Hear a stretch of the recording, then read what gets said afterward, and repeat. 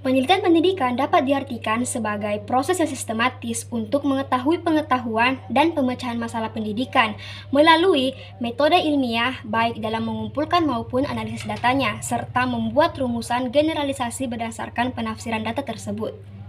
Assalamualaikum warahmatullahi wabarakatuh. Pertama-tama, saya ingin mengucapkan terima kasih kepada dosen pengampu mata kuliah penelitian pendidikan Ibu Nurani Suryaningsih Taufik, PMSI PhD, atas tugas yang diberikan kepada kami sebagai pemenuhan tugas ujian akhir semester pada semester 6 ini. Selanjutnya, saya akan memperkenalkan diri saya sebagai pemateri pada presentasi di video ini. Perkenalkan, nama saya Musfira Febrianti Malik dari kelompok 8 dengan nomor induk mahasiswa 2002015010114 dari kelompok 8 Program Studi Pendidikan Teknik Bangunan dengan kode mata kuliah 17B11C601. Berikut tampilan PowerPoint yang akan saya bawakan pada video kali ini. Untuk materi yang pertama, kelompok saya sebelumnya dibagikan materi pada bagian 10 atau bab 10 dengan judul Metode Studi Kasus pada halaman 152 hingga selesai. Materi yang pertama adalah sumber data kasus. Setidaknya ada 5 sumber data yang dapat ditemukan pada sebuah kasus, di mana 2 diantaranya yaitu dokumen pribadi dan yang kedua ialah riwayat hidup. Namun terdapat 3 poin yang akan saya jelaskan pada presentasi kali ini. Yang pertama yaitu pihak terafiliasi, di mana banyak aspek kehidupan subjek ditangani di sini dari perspektif informan yang sama sekali berbeda sehingga peneliti menempatkan perbedaan dalam memisahkan fakta yang bias dan faktual. Kemudian yang kedua ialah laporan rektor atau catatan resmi, di mana sebagian besar kehidupan sosial dan akademik didapat dari catatan resmi. Kemudian yang keempat ialah pada topik sendiri atau ditemukan dari orang tersebut atau subjeknya, di mana subjek sendiri kadang-kadang mungkin menjadi sumber informasi utama, namun hanya sedikit di sini yang dapat dipercaya.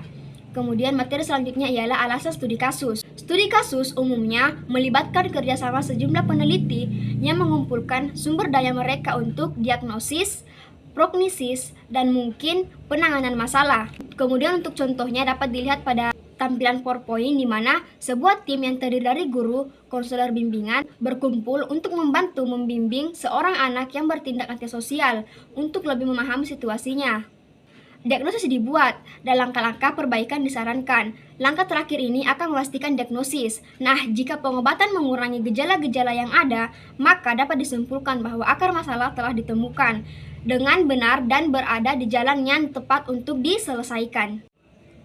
Materi yang ketiga yaitu prosedur untuk studi kasus, di mana di PowerPoint ditampilkan terdapat setidaknya 5 langkah sebagai prosedur untuk sebuah studi kasus.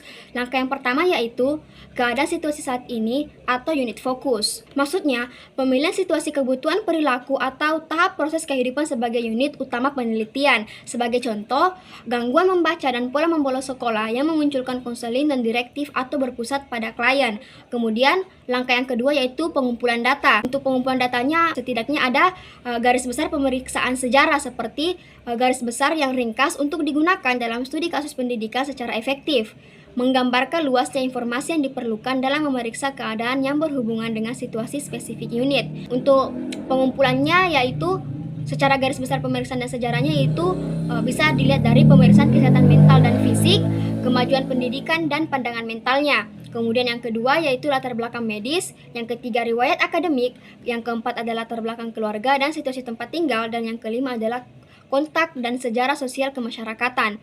Kemudian untuk pengumpulan datanya kedua yaitu dapat dilihat dari catatan pribadi. Sebagai hasilnya, data secara eksplisit berhubungan dengan persyaratan yang ingin dijawab oleh peneliti tersebut. Untuk memberikan gambaran yang lebih lengkap dan menilai kredibilitas, analisis konseptual menjadi lebih tepat. Hipotesis diungkapkan secara memadai dan metodologi dijelaskan secara memadai, sehingga dapat diverifikasi oleh penelitian lain. Kemudian mengantisipasi perilaku manusia seperti dampak dari depresi terhadap struktur keluarga dan menjadi lebih objektif dan menghilangkan banyak stigma ketidaktepatan yang melekat padanya. Kemudian untuk pengumpulan data yang ketiga yaitu riwayat hidupnya, di mana riwayat hidup berbeda dengan autobiografi yang pada umumnya karena lebih menekankan pada sejarah alamiah individu. Pendekatan sejarah kehidupan dari fakta sosial mewakili pengamatan longitudinal dan bukan cross-seksional dalam hubungan deskripsi ini. Kemudian untuk pengumpulan data yang keempat yaitu autobiografi, biografi dan buku harian, di mana autobiografi secara narasi sejarah seringkali merupakan catatan yang agak formal. Dan untuk langkah yang ketiga yaitu mengenali dan mengidentifikasi variabel penyebab, di mana penciptaan sebuah teori atau hipotesis kasual adalah pola struktural diagnosis. Dari perspektif kausalitas, diagnosis berfokus pada potensi individu untuk pengembangan kepribadian dan integrasi sosial sebagai manusia yang saling berbagi, seperti orang dengan disabilitas fisik dan mental, kemudian orang yang menunjukkan ketidaksesuaian sosial, moral atau emosional, kemudian yang ketiga mereka yang berprestasi di tingkat yang lebih rendah dari kemampuan belajar mereka, kemudian mereka yang tidak pernah diberi kesempatan untuk menunjukkan kemampuan tersembunyi dan bakat unik yang merupakan hasil dari stimulasi yang tidak memadai. Langkah yang keempat yaitu penyesuaian, konseling, dan terapi.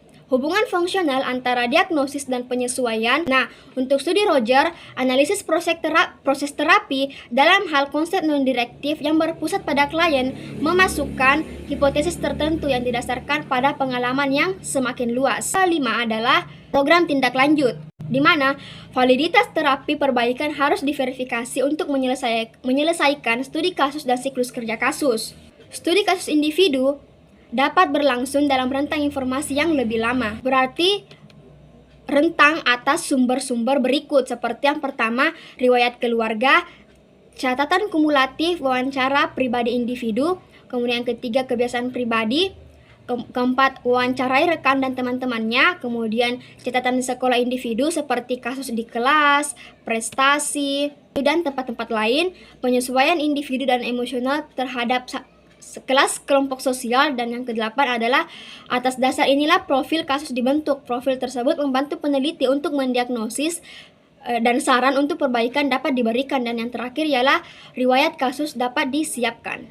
Selanjutnya terdapat studi kasus kelompok, di mana seluruh kelompok diperiksa untuk menjaga kemungkinan bahwa kelompok tersebut akan beragam menggunakan alat sosiometri yang biasanya digunakan untuk menganalisis dinamika kelompok. Kemudian yang selanjutnya yaitu studi kasus lembaga, untuk mempelajari detail penting tentang sejarah institusi sejak awal. Seluruh skenario diselidiki, dimungkinkan untuk menawarkan rekomendasi untuk perbaikan. Dan yang selanjutnya yaitu kaitannya dengan metode penelitian lainnya, di mana penelitian ini memiliki elemen studi historis, maka penelitian memiliki hubungan dengan penelitian dokumenter. Studi kasus hanya memenuhi syarat berbagai penelitian jika dapat melakukan penarikan kesimpulan. Nah, selanjutnya yaitu isi studi kasus, di mana sebelumnya metode ini hanya digunakan untuk masalah-masalah yang berkaitan dengan ketidaksesuaian, kegagalan akademis, rumah tangga yang berantakan atau miskin, atau lingkungan yang kurang mampu. Namun, metode ini semakin banyak digunakan untuk menyelidiki anak-anak muda yang normal atau cerdas, organisasi dan lembaga yang sukses. Kemudian studi kasus seringkali mendukung atau berhubungan dengan teknik investigasi lainnya. Dalam hal sumber metodologi, riwayat hidup seseorang dapat dibandingkan dengan penelitian sejarah. Selanjutnya saya akan menjelaskan mengenai bab ke-11 atau bagian 11 yang berjudul metode genetik. Makna dan tujuan metode genetik, di mana analisis jangka panjang mengenai arah asal, kecenderungan, dan hal ideal lainnya dilakukan dalam penelitian genetik. Tujuan dan sasaran harus dipertimbangkan dalam penelitian genetik untuk menentukan penyebab, interaksi, dan pola perkembangan.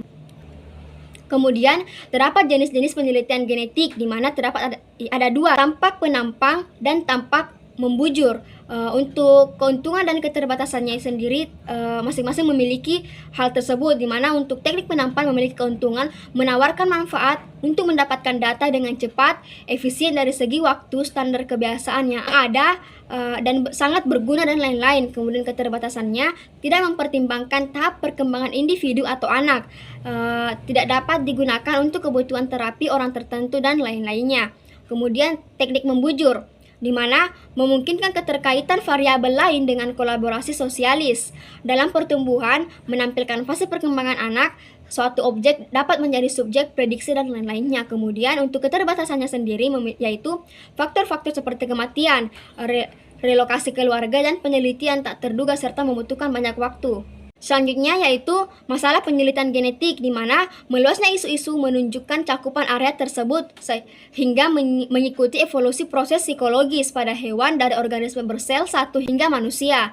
Berikut bukti kedalaman pendekatan genetik, yaitu hubungan antara perkembangan mental dan fisik. Ada beberapa area di mana metode genetik dapat diterapkan lebih cepat pada anak berbakat, kriminal, maladjusted untuk menentukan perubahan minat, kapabilitas, dan kemampuan.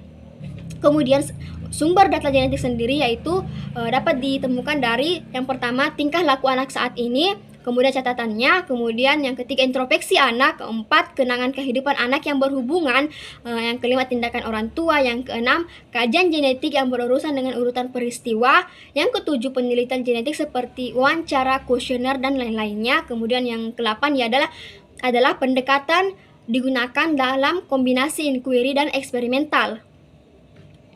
Nah, untuk konsep untuk penelitian genetik yaitu yang pertama ada eksperimen menggunakan teknik kembar siam dan kelompok kontrol. Kemudian yang kedua ada survei perilaku. Yang ketiga yaitu studi kasus khusus tentang tahap perkembangan intelektual, emosional, dan fisik.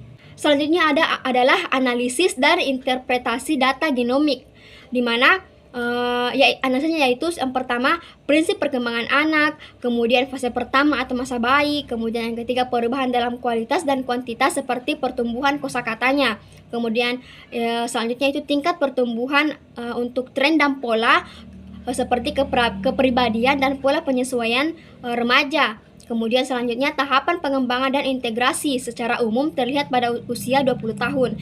Kemudian pertumbuhan individualistis seperti perilaku sosial, individu mencerminkan perubahan seperti emosi dan humornya.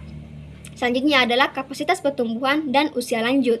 Nah, selanjutnya adalah penelitian yang dicari. Nah, beberapa penelitian yang dapat disajikan seperti lebih banyak pengamatan terhadap perubahan dan pertumbuhan, aspek perkembangan kelompok homogen dan perilaku orang dewasa, kemudian penyelidikan perubahan perilaku eksperimental, kemudian memberikan potret realistis tentang anak seutuhnya, penjelasan menyeluruh tentang bagaimana suatu hal diperoleh anak, studi perbandingan anak-anak dari berbagai macam latar belakang, kajian mengenai keberhasilan program yang mendorong perkembangan anak, dan evaluasi tentang bagaimana depresi dan masa perambat dampak pada perkembangan anak. Nah, dari pemaparan saya tadi, saya dapat menyimpulkan bahwa prosedur studi kasus telah diikuti secara ekstensif di dalam bidang-bidang berikut seperti hukum dan kenakalan remaja, kedokteran, psikiatri, psikologi, pendidikan, konseling dan bimbingan, antropologi, sosiologi, pekerjaan sosial, ekonomi, ilmu politik, administrasi bisnis, dan jurnalisme. Di mana sebelumnya itu terbatas hanya pada masalah ketidakmampuan menyesuaikan diri, seperti membolos atau gagal sekolah, rumah yang rusak atau dilanda kemiskinan, atau komunitas yang kurang beruntung atau tidak berfungsi. Tapi sekarang pendekatan ini juga diperluas untuk menyelidiki anak-anak yang normal atau cerdas, intensi dan lembaga sukses, dan komunitas yang terorganisir dengan baik atau kelompok budaya yang berfungsi secara efektif. Kemudian selanjutnya mengenai kesimpulan pada bab ke-11 yaitu mengenai metode genetik ialah kepentingan penelitian genetik ini telah meluas melampaui penekanan awal pada pertumbuhan fisik dan anatomi hingga perkembangan mental, sosial, dan kepribadian, dan juga mencakup studi tentang faktor-faktor kasual serta norma-norma pertumbuhan dan urutan perkembangan. Ruang lingkup penelitian genetik untuk individu manusia mencakup proses pertumbuhan dan perkembangan dari konsepsi hingga penuaan. Itulah pemaparan presentasi terhadap materi pada ujian tengah semester sebelumnya. Akhir kata saya ucapkan terima kasih. Wassalamualaikum warahmatullahi wabarakatuh.